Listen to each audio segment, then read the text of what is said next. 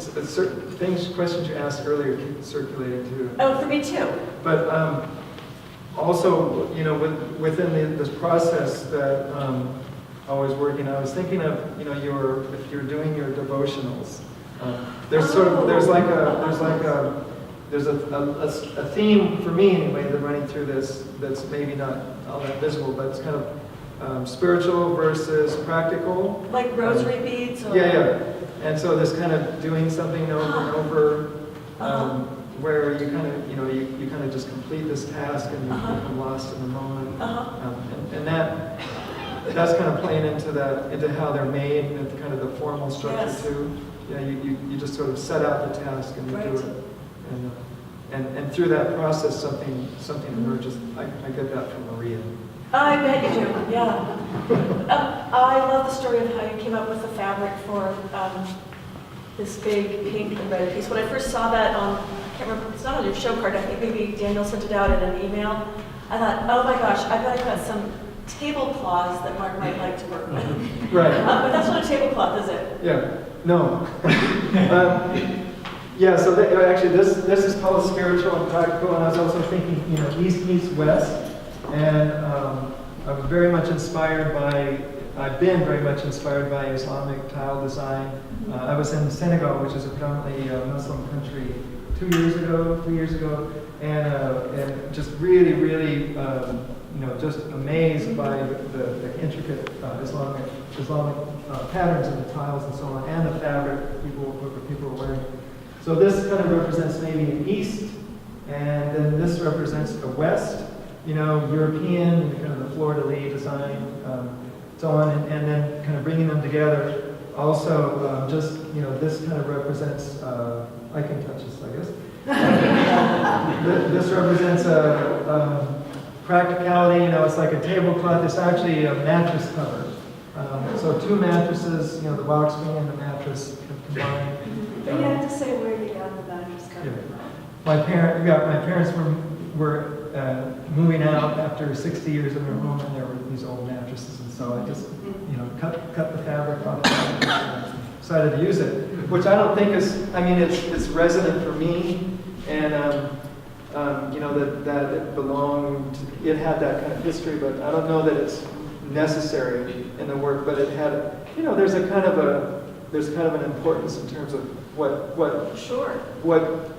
inhabited that thing. Well, and you already created a dichotomy by calling it spiritual and practical. Right. So you're already implying that there's a duality, and of course the duality of a man and woman being married over time. I just think I really love the way so often whatever's going on in your life shows up in your artwork, and maybe you could say that for all artists, that somehow real life seeps into the studio practice. But I think that's particularly often true with your work.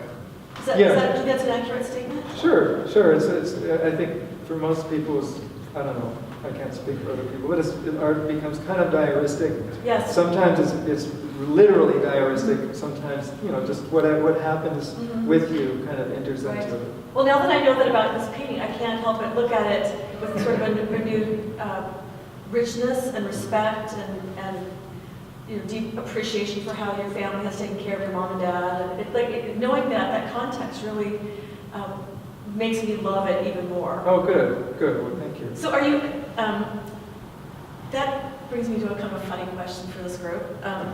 Are you an art viewer that likes to know the context of a work of art? Or are you a viewer that wants to just stand before a work and let that image impress upon you, and it doesn't matter if you know the backstory or even if you know the artist's name or the title? Well, I'm a very physical, tactile person, and I can go to anything, and I can just kind of be absorbed by it, and I really, that's something I still value is that direct experience with the work. So I don't feel like I need that. I feel like if I get it, it certainly helps, but I don't really respond to the notion that art is the actual art object is kind of vestigial, that it's just sort of a residue of your thought process. I really want that to be embodied in a physical thing.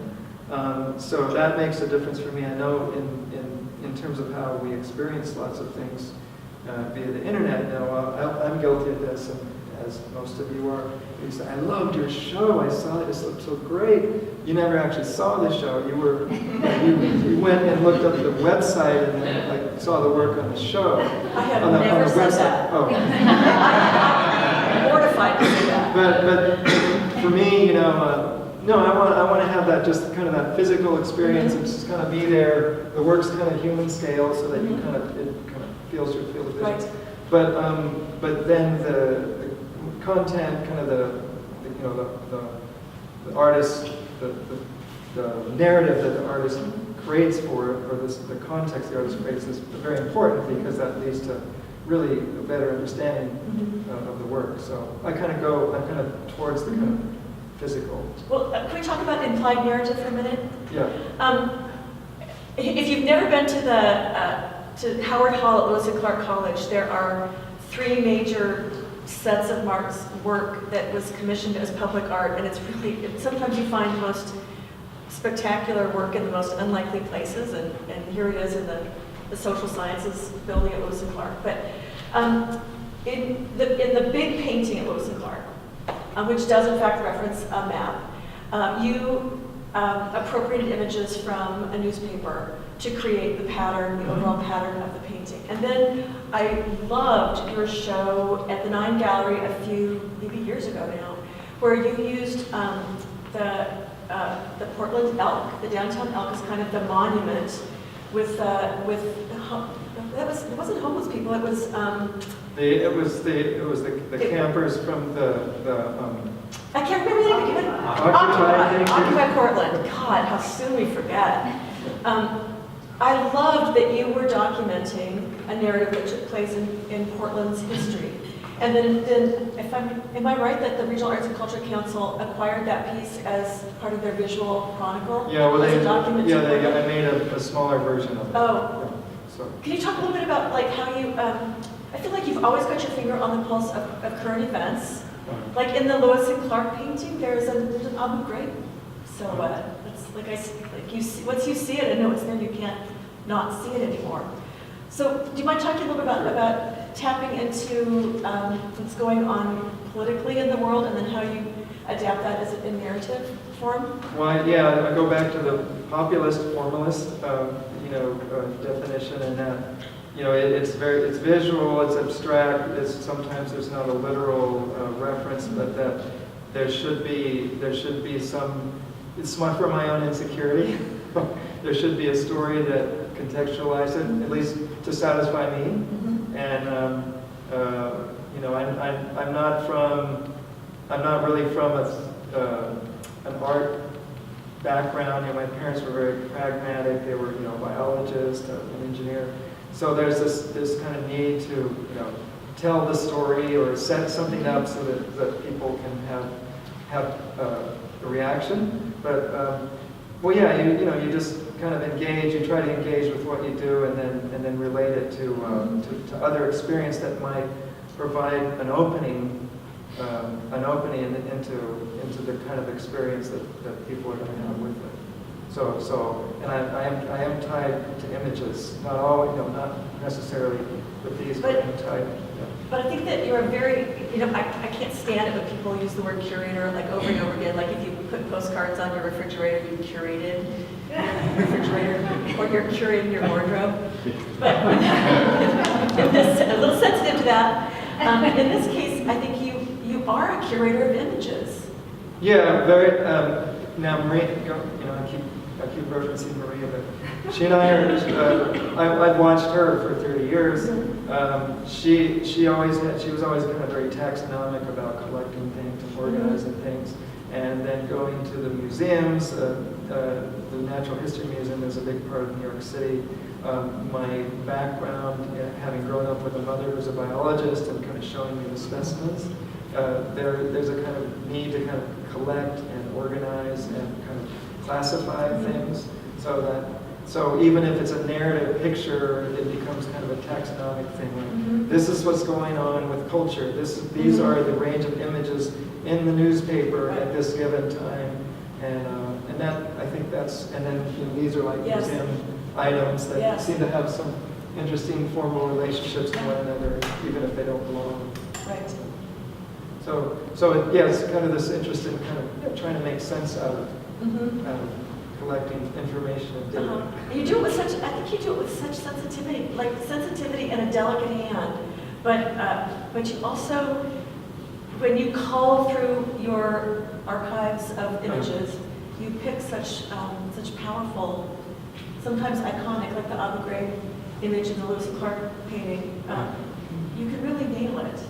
Oh, good. Well, thank you. Well, it's and then if it's something that's a dynamic kind of shape, then I'm drawn to it.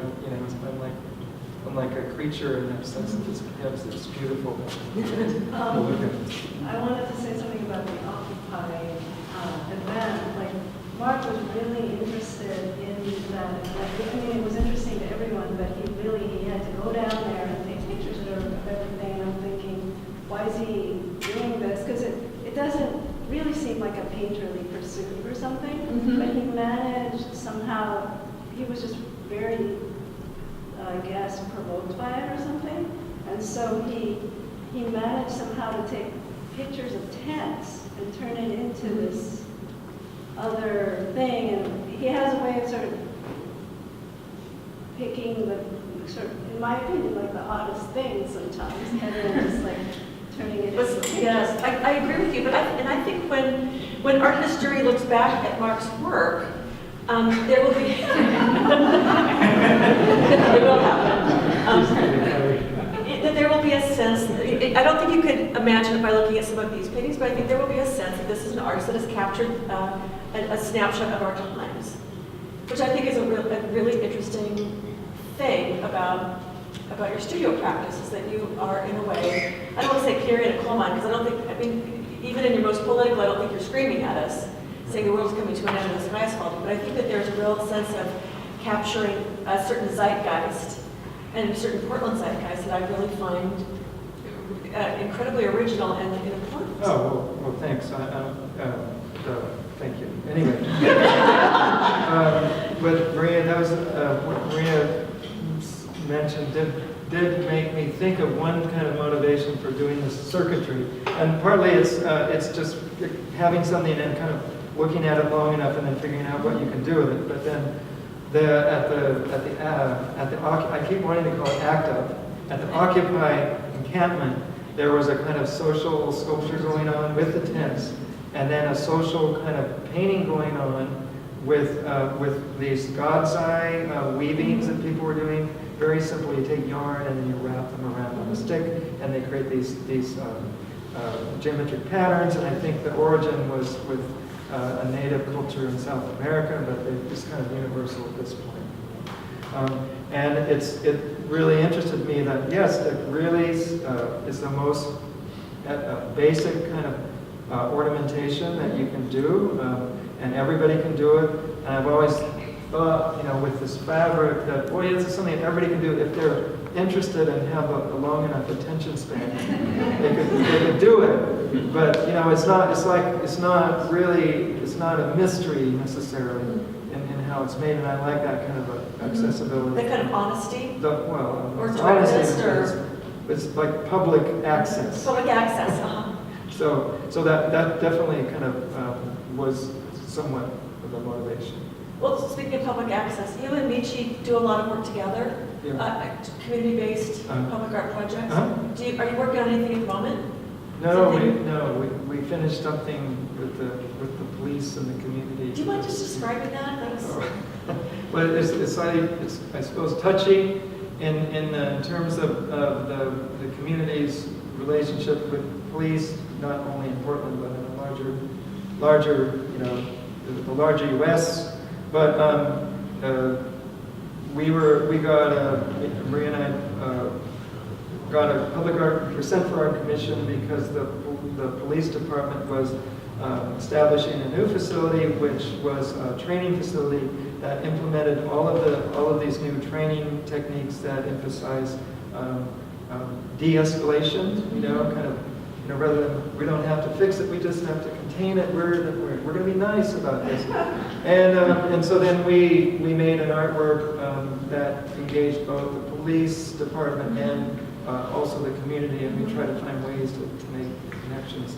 Maria was the front person for that, and she's very good about getting out there and kind of pulling people Yes. in. And that was kind of the nature of it. But I think you work so well together in that as a team to use art making as a community building process. yeah, and that's something that we've been working with as long as we've been out of school. We always have at times have collaborated and Well, our first piece together was like in 1985. yeah. Which garden. was a community garden where Oh, both tell of us, us, yeah. both of us I worked love that. together, and it was exactly that, like working in the community and working with our two processes, and then bringing people together and creating a piece. I think it's called social practicing. I know, that's the other term that I bristle over. But yeah. But in fact, I actually, as kind of critical as I can be about that term, I think that actually your work is, it's a lot more than just throwing a dinner party, right? Right. It's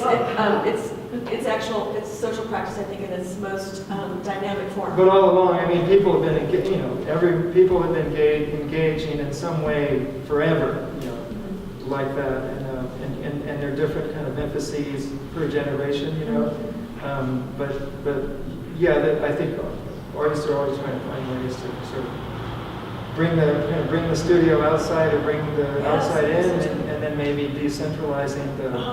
These are very much about some individual making something in the studio, but then, but trying to relate or trying to reach out in a way. Sometimes the artist becomes kind of a viewer, is completely not the center. Different. There's sort of different levels of that type of engagement. But these are really, just me making stuff. Okay, I'm going to ask a practical question. How do you maintain such a vibrant studio practice when you are teaching at PCC and curating in the gallery at PCC Sylvania? Well, That just pains me. I just wonder if you ever have to prolonged periods of time in your studio. Yeah, over the summer, that's pretty much the only thing that happens. So there are 4 months every year where that is the main business, and then you just try to keep it going. Mm-hmm. And there are many of my colleagues here kind of dealing with the same issues, and manage to just get amazing things done, Yes. and then still have working lives and teaching lives and anything. Yes. Which, there was, at some point there was a story, and I remembered it just a couple of days ago that I wanted to bring into that because you mentioned work, or I mentioned work. But because I want to tell the story, it's a great story. In doing these, the best job I ever had in my life, and I wish I could still be doing it, except I only paid $2.50 an hour. It would be up till $9.25 now? But I was a mint irrigator. So I worked for a farmer, had a 280 acre spread, and my job was the most straightforward. It was to irrigate, water the plants. It's like water the plants 10 hours a day, 6 days a week for 4 months out of the year, because I was in high school and so on. But anyway, it so much relates to this because what you would do, there would be a field, several 40 acre plot, and there would be a main line with water, and then there would be irrigation pipes that would be coming off of the main line that you would hook up, and they would be 40 feet long. And so my job was to basically, complete a circuit by watering the whole field.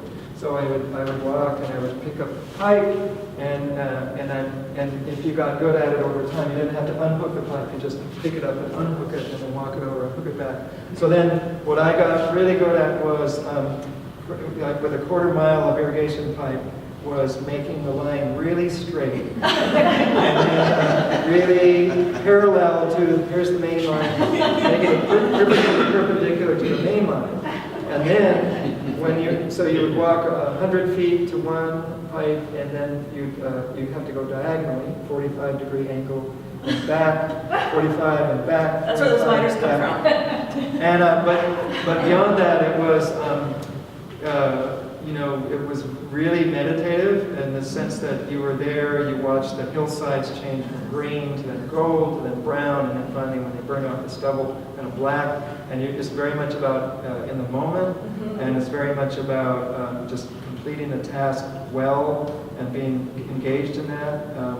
And I think, you know, beyond all that kind of social the social content with this work, there is any. It was probably the most meditative and serene experience I've ever had making this, because one is just has to be in the moment and just making the work and being accepting that, you know, and then kind of complete the task. And that a lot of the motivation comes out of that. Yeah. So there is a kind of, so it's my secular devotional system. Doing that. I love that. Doing that job, whatever it is, but kind of repeating that thing and trying to make sense out of it. Well, I think it's similar for the viewer, because I actually have a little piece of yours at home, then I trace it with my eyes. And I actually feel my eyes moving along the stripes and create it, like complete the circle as a viewer. Good. So I feel like we're dominating the conversation, but because they're join in, but I may be, yeah, yes. I'm curious, so I was at this Michelle Grabner lecture the other night, and she was talking about time and boredom. Not that, but what it makes me think of is, I'm just wondering, you were talking about the labor intensity of this, and do you work in silence? Do you listen to music? Or just curious about that part of it? And do you pay attention all the time, or do you find that you're kind of let that go? This question's from a very process-oriented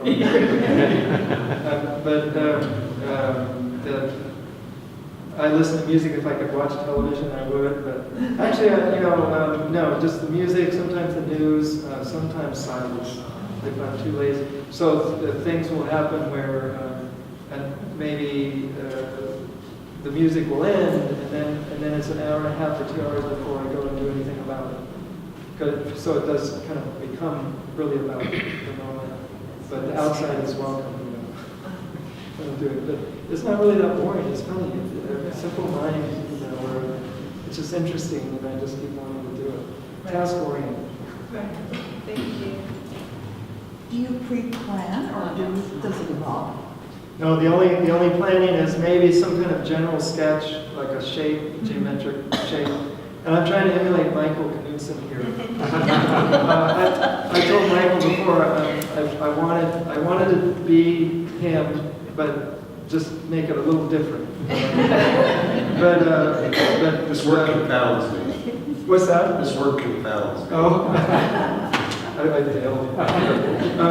Anyway, there's a little bit of a plan, and then maybe a shape, or kind of a geometric formation that I want to kind of work with, and then it might relate to something real. It might not. It might just be totally kind of formal. But then I organize in terms of color. So I get I go through my collection of striped fabric and see what do I have. What do I have for red, and then I try to get. Then I have an amount, and then I see, well, okay, I'm going to have to add some other colors to that, and then I just kind of pick. It's that simple. I think that it's interesting to have the possibility to investigate kind of more rigid definitions or limitations, or in terms of how I might go about organizing. For this, it wasn't so much, other than that Silk Road narrative that I was trying to touch on. So with that in mind, I was curious about the use of color. Do you go to the bins and just get everything and anything, or do you find yourself looking for color, and then do you associate narrative or sense of place with the colors that you end up working with? Well, that's a good question. I go to the bins looking for something to rescue, and in the past it was I was too much of a rescuer. I would just get everything. Rescuing pets or whatever, and so I would have these mounds of clothes and all these patterns that I couldn't possibly do anything with. And then it's been more kind of limited now. It has to be a stripe. and then I'll just take whatever I can find. And it's interesting from a social standpoint how the Goodwill bins used to be very, very plentiful in terms of what there was to offer.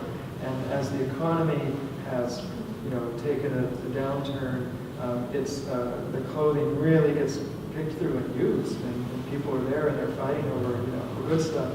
And then, it's maybe leveling out or whatever, but it really does kind of mirror the plentiful aspect of the clothing that's going on in culture. As far as color is concerned, it's purely, I don't necessarily associate it with place. It's purely just kind of color theory kicking in where, I'm going to use complements here to make this, or a light versus a dark, or a dull versus a bright, to try to just have it visually match. So it's kind of availability. Okay. I have a question about a technical question. Are these all a single layer, or do you layer the fabrics, and how do you attach them to it? Oh yeah, that's a fun technical question. It's all a single layer, and then I've experimented with some of those, like one over there. There's no interlocking, where the sense of like one behind another. So this one, most of them have some kind of interlocking going on. I got interested in that process where this is this goes underneath this, and then it might go over the top of another one. And that was, I think, just looking at someone like Bryce Martin. Well, if it's cool for him to do it, then it's okay for me. Where other things would just be kind of trying to fit shapes together, where it's completely one surface. But so this line is this fabric ends abruptly here, and then is just pieced into the thing. So there's it's all just one surface to make that a simpler question. And then you just kind of fill. The thing I enjoy most about it is when you have a large, maybe start out with a large kind of circuit here, and then you just keep concentrically going in, and then finally you get this little utopia, you get this little reward that you get to place the final patch, and that's really rewarding to me. And it's all the whole time is just color management, like trying to find the right relationships of things to fit. So is it glued on? It's glued on, yeah. So the fabric is very stiff when it's once I treat it, and then then I glue it before I attach it, and then it becomes a little bit malleable, and then it can be more carefully put together in the end. So yeah, it's just glued with great, polyvinyl, this archival bookbinders glue. Visually, it makes me think of molas. Okay. Oh, Molas of embroidered, multi-layer. Oh yeah. Sure. Yeah. Yeah, very much. what is the substrate? What is the Yeah, Uh, what's the ground?